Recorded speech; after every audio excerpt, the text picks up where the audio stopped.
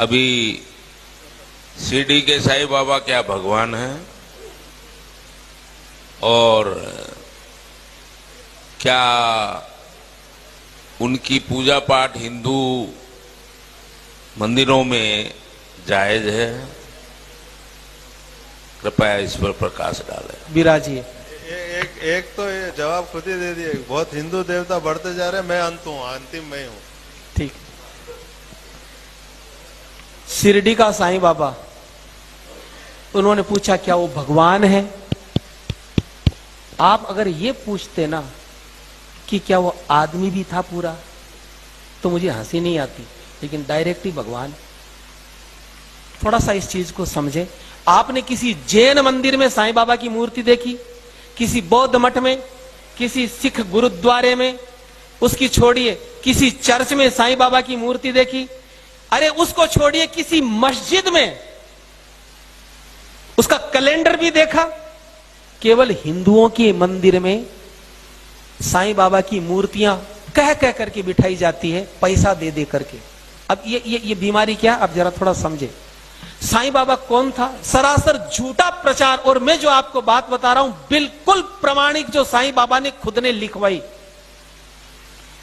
उनका चेला था गोविंद रघुनाथ राव दाभोलकर, जिसको वो हेमा पंडित बोलते थे। वो सेवा में रहता था, पढ़ा लिखा था। उसको कह करके बाबा ने अपनी जीवनी लिखवाई, पूरी पुस्तक लिखवाई, जिसका नाम है साईं सच्चरित्र, जिसको शिरडी साईं संस्थान ने प्रकाशित किया।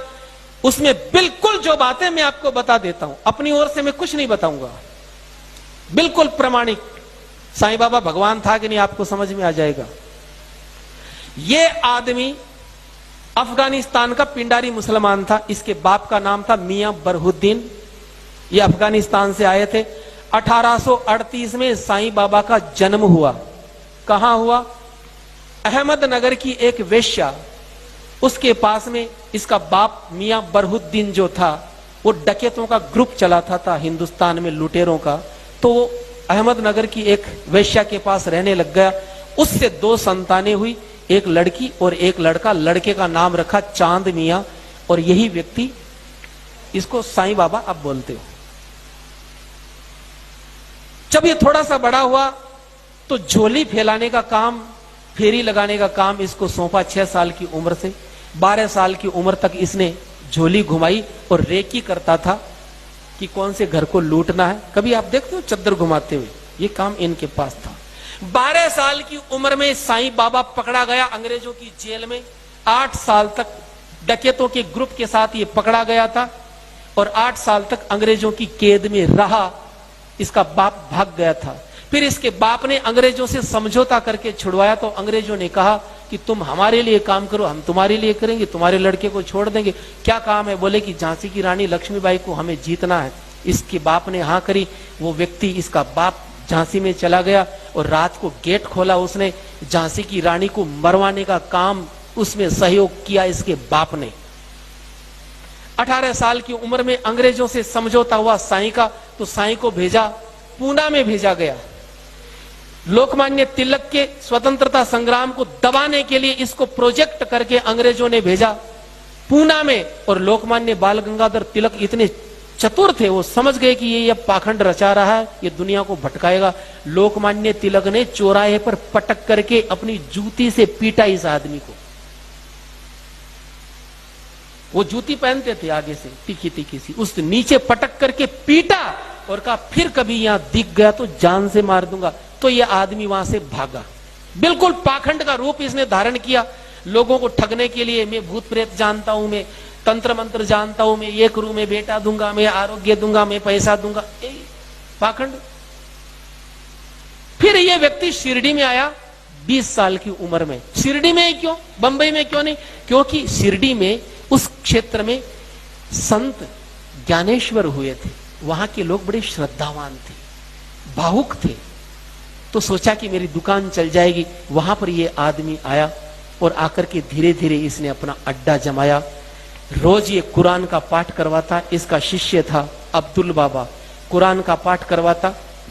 अपने हाथों से बकरा काट करके, अपने हाथों से बकरा काट करके चावल में मिला करके प्रसाद बांटता, कोई नहीं लेता तो गंदी गंदी गालियां देता।